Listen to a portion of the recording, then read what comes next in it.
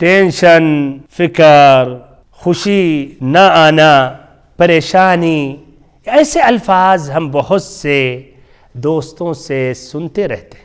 کیا رائے ہے اس کے پیچھے؟ آخر میں آپ نے سوچا سبب کیا ہے؟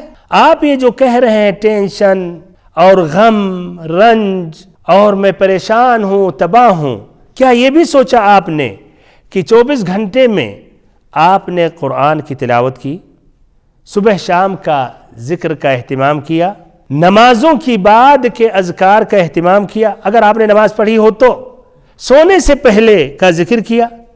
یہ تو بعض وہ پریشانیاں ہیں جو اللہ تعالی لاحق کرتا ہے، دیتا ہے ان لوگوں کو جو اللہ تعالی کے ذکر سے غافل ہوتے ہیں. فرمایا رب العزت نے وَمَنْ أَعْرَضَ عَنْ ذِكْرِي فَإِنَّ لَهُ مَعِيشَةً ضَنْكًا. جو ہمارے ذکر سے، قرآن سے غافل ہوگا تو اس کی زندگی تنگ ہو جائے گی. اللہ تعالیٰ سے دعا کرتا ہوں کہ اللہ تعالیٰ ہماری اور آپ کی زندگیوں کو خوشیوں سے معمور کر دے اور اللہ تعالیٰ کا ذکر ہماری زبانوں پر جاری رہیں.